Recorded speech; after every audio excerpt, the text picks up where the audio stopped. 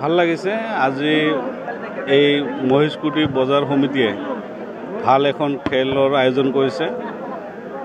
বহুত দূৰ দূৰণিৰ পৰা খেলুৱৈ আহিছে, ৰাইজৰ উপস্থিতিও যথেষ্ট ভাল লাগিছে।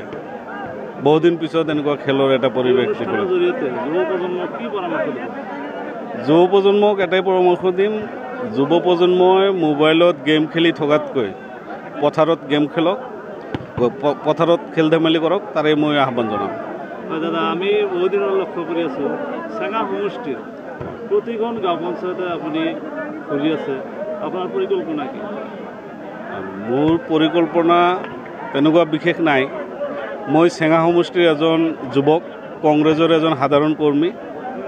মই সমষ্টিৰ আটাই ৰাইজৰ লগত মত বিনিময় কৰি আছোঁ। যিহেতু চেঙা সমষ্টিৰ প্ৰায়বোৰ গাঁও পঞ্চায়তৰ সৰ্বসাধাৰণ ৰাইজে ইতিমধ্যে গম পাইছে আপুনি ভাৰতীয় জাতীয় কংগ্ৰেছ দলৰ টিকেট প্ৰত্যাশী, যদি দলে টিকেট দিয়ে আপোনাক। হয়,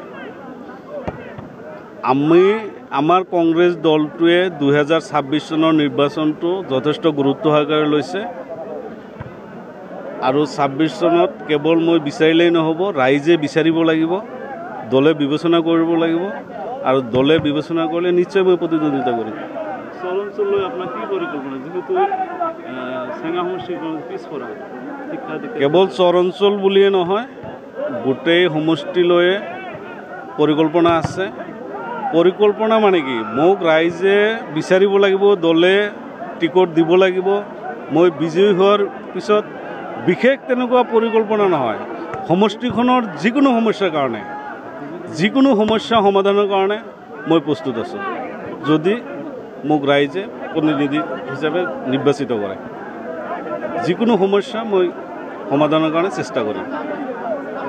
ৰাইজৰ সঁহাৰি মই ভালে পাই আছোঁ। ৰাইজৰ সঁহাৰি কেনেকুৱা পাই আছোঁ আপোনালোকে জানিব, ৰাইজে জানিব যে মোক কেনেকুৱা সঁহাৰি দি আছে। মোৰ হিচাপত মোক ৰাইজে যথেষ্ট সঁহাৰি দিছে। আমাৰ কংগ্ৰেছ দলীয় কৰ্মীসকলেও যথেষ্ট উৎসাহিত হৈছে, সঁহাৰি দিছে, ভাল সঁহাৰি দিছে। আমি দেখা পাই আছোঁ সদায় দুখীয়া ৰাইজৰ হকে আপুনি মাত মাতি আছে, এই বিষয়ে কি ক'ব, পৰিকল্পনা কি? এই বিষয়ে মোৰ ক'বলৈ একো নাই। এই বিষয়ে আপুনিয়ে ক'লে যে মই সদায় দুখীয়া ৰাইজৰ হৈ মাত মাতি আছোঁ।